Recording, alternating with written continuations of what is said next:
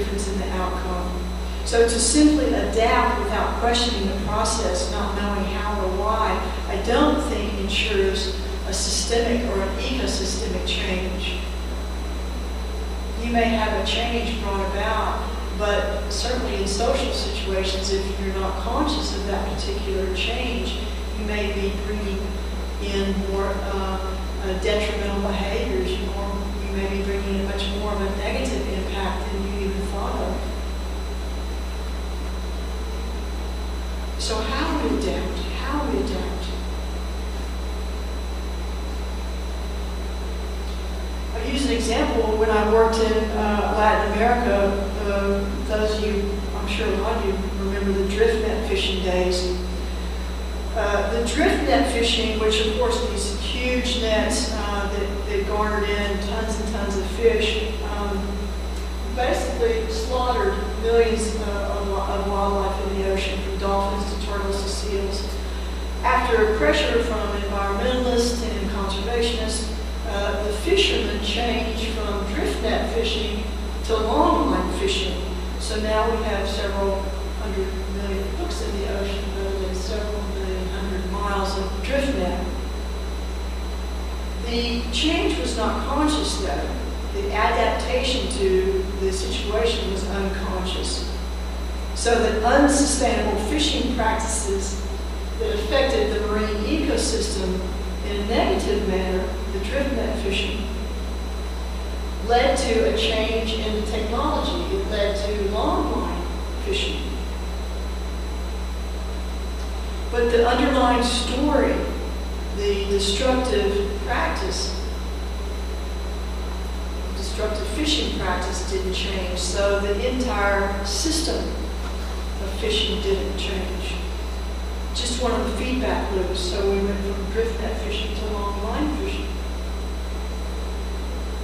So instead of animals caught in drift nets, they're now caught on long lines. So, Laurie, just taking that example, if you were to have your time again to be working on these issues again, using your skills in ecopsychology, what would you have done differently to try and change that maladaptation? Great question. And it's really a multi-system approach, I think, because you have to not only work with the fishermen, but the technology side of that too, the large fishing industry. And we had not only this example, but at the same time, this was going on, if you guys remember, there was the whole tuna thing with the dolphins. And so we were able to work with the tuna fisheries to make sure that they had someone on board that monitored the nets and what came up in the nets, because tuna and dolphins swim together. So in that sense, we actually did change in practice, because the monitors on the tuna fishing vessels were able to let the dolphins get free before they were actually tamed, look at all the processing of it. But if I had this particular issue to do again, it probably would have taken a little bit longer, because I would have liked to have done a more ecosystemic approach to that, working with the fishermen on the ground, so they would be able to understand and see the differences in between fishing practices and what actually the long lines were doing. A lot of the fishermen that we worked with, you have to remember, we didn't have Google Ocean then. They could not have seen what destruction was happening with the nets. So, there were some that went diving to see that, but for the most part, they didn't do that. So, to take them to be able to see what that particular practice and destruction that caused would be very informative. And at the same time, then, the local communities would need to be wanting to have a practice that would ensure they would have fish for generations to come, not just for that generation. Now we're getting into some mythology here, because we would have to be working with those particular cultures on what is your fishing, what's the story of this village around fishing?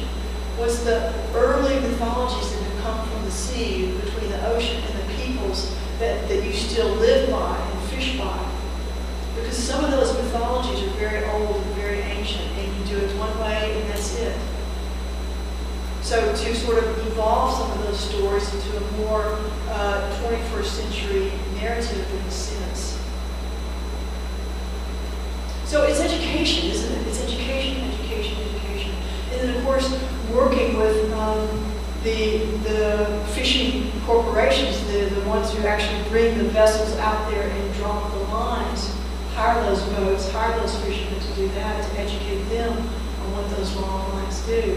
But even in doing that, it's such a great question. No matter what group, I could see myself working with, I would still be working with what is the narrative that this particular group is building their practice on. The fishing companies are going to have much more of an economic narrative. This is an industry. It has an economic viability. People eat fish. We supply them with fish. There's a return for our investment. It's a good economic model. I'm sorry it destroys the bottom of the ocean. Too bad. So we have to work with that story and start to change that story and evolve it. When you evolve the story, you evolve the individual. When you evolve the story, you evolve the culture. And this is where the work is very difficult because a lot of people are like, I'm not necessarily interested in changing this particular story. And of course that is going to be true, and that's why I think conservation work is one of the most noble and one of the most difficult vocations, if you will, on the planet. Some people will. They will say, yeah, I see what you mean. And I want, this is my son, by the way, Eduardo. I want Eduardo to fish with me when he gets bigger. And my daughter, Lucy, and I want them to be fisher people like me. So I want fish there for them. So I see, I get what you're saying here. So you can actually help individuals sort of rewrite the story, rewrite the narrative. And literally, you're rewriting creation mythology. And I'll show you how to do that every day. So it's not just, it's a multi-pronged approach, which I think conservationists, especially people who are here at this particular time of Congress, are very, very adept at, partnerships and trying to approach situations from all the, as you say, stakeholders, I call them players, all the stakeholders. But it's education. And it's not just data or research, it's also, I think we have to come in from the position of working the story, working the narratives. What you're saying is like when there's many multi-stakeholder process trying to co-create a solution for this climate change. Yep, because everyone has a different story. You're trying to bring out the stories or in your process. Yeah. So that people understand their value. I mean, it's an exploration, it's a value clarification. And I suppose I'm saying mindset that covers, because that's where the transformation is. That change in mindset. Clarification values. You see that in the stories. They tell a story and how you get them to reflect on the story. Well, Is that true to see other people's stories or is it challenging their story? yeah, I think we may be using story a little different. I'm saying story in the sense of the operating narrative that they run their fishing industry by, or the operating narrative they do their family fishing by, the operating narrative of the culture and fishing as a practice. So everyone is going to have a different story. The business ships and industry is going to have a particular narrative that they base their economic industry on. The on-the-land community fisher people are going to have a story they base their fishing on based on very old cultural mythologies. So the thing is, you have to work with each of those different stories. It's always good to have a mythologist on your team, or a cultural mythologist, because you have to approach each of those stories differently. You can't, I don't think it's very productive to bring everyone together, everyone share what they're doing and how they're doing it as far as the narrative, and expect some sort of consensus to go out of that, because by and part, we're very passionate about our narratives.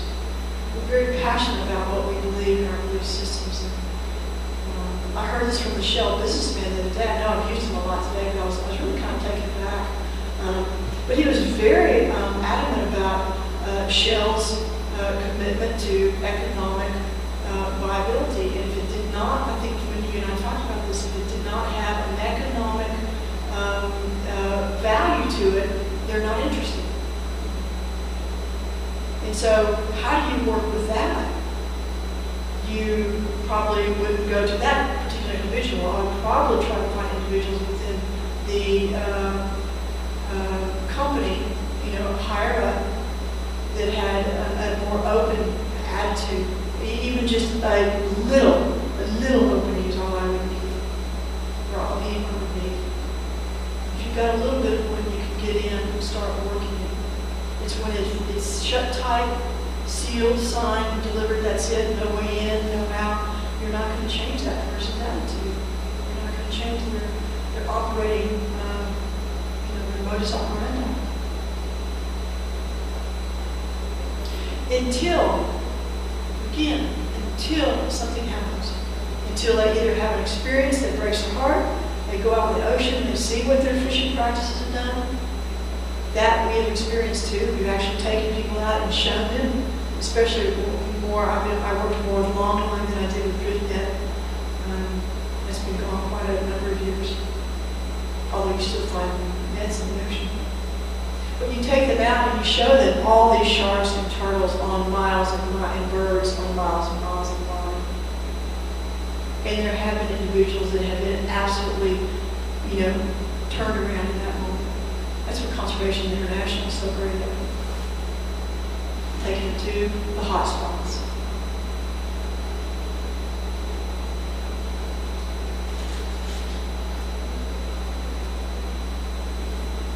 Good questions. So how we adapt, and this idea of not just adapting to a particular issue, but how we do it. Maybe we should, we could have not gone to long lines. Maybe we could have adapted an entire new way of fishing that was certainly more beneficial to the animals in the marine ecosystem.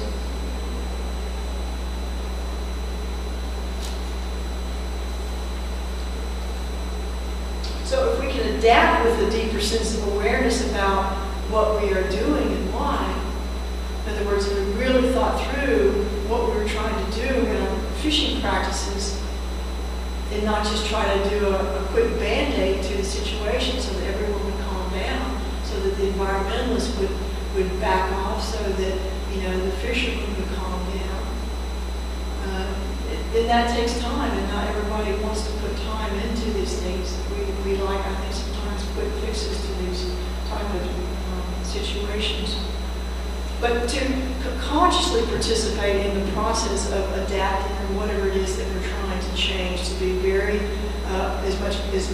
be as conscious as we can of the situation and all the narratives that are involved. Then we bring forth, that's when we bring forth those critical thinking skills. We bring forth the reasoning, the intuition.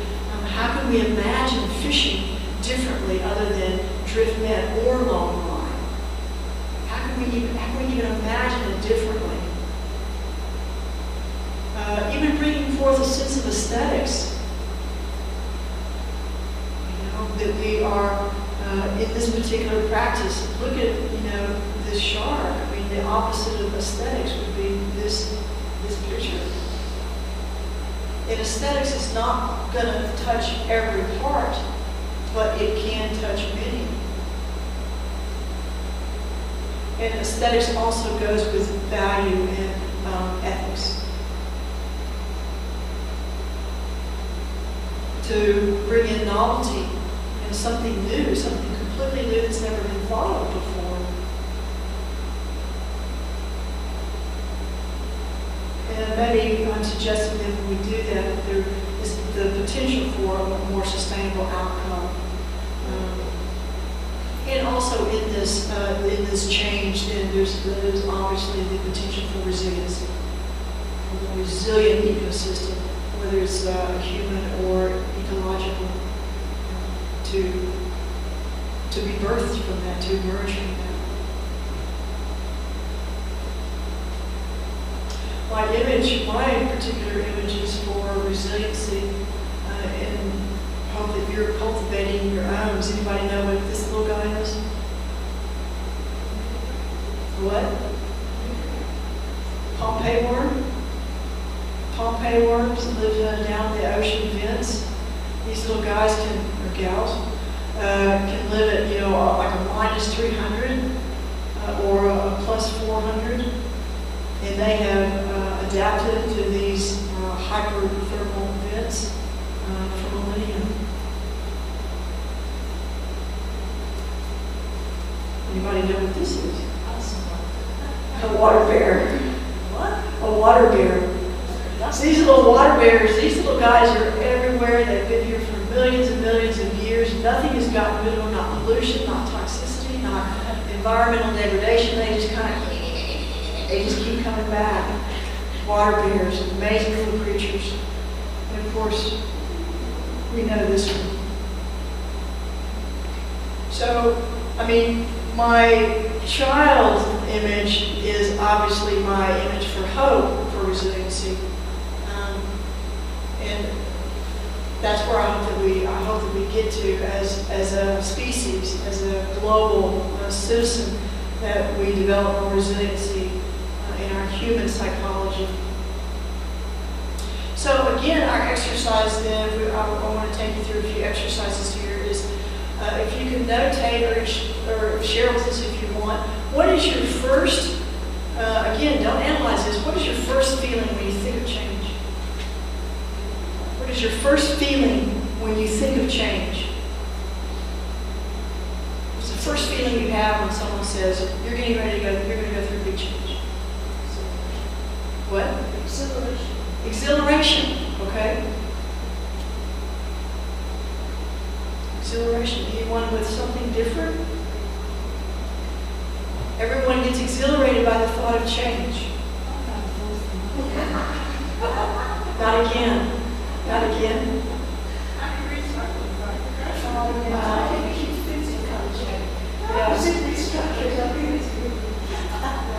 So that's important, I think, for us to get a sense of what we feel when that first thing hits about change, because when we get hit with change and we're not necessarily psychologically thinking about it, then it can really discombobulate us, really cause an imbalance and throw us off. And that doesn't mean, even if you are psychologically aware of change and how you deal with change, that you're going to be, Johnny on the spot and ready to surf the wave.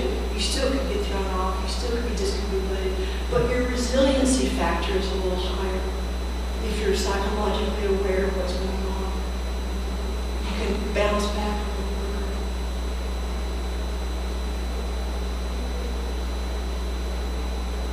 So my second question for you, then we're going to take a little break. Can you find a change coming? Can you anticipate? I'm asking you to sort of think ahead a little bit, but can you find a change coming in your life, but you don't know if it's going to be positive or negative? You think is there something coming down the pipe that you're kind of aware of? You know it's going to cause change, but you're not sure, and you don't know if it's going to be positive or negative. Maybe you just met someone and you're entered into a new relationship. Maybe you just changed jobs, or you just moved from one part of the world to another. Or you just started a new program and you're not quite sure yet what it's going to be on the other side of that change. Nor are you sure who you are going to be on the other side of that change, which is where the fear comes in. So can you think of something coming down when you don't know if it's going to be positive or negative? Okay, and then when you have that, how does that make you feel? Is there a sense of anxiety, a sense of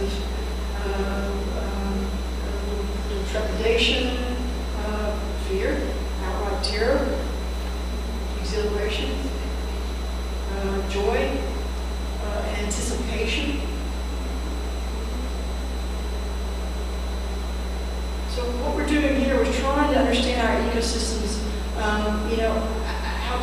approaches us and how we gauge that, how we gauge our response to that, or our reaction to that. I mean, do you run screaming for the hills when someone says, you know, your life is getting ready to change?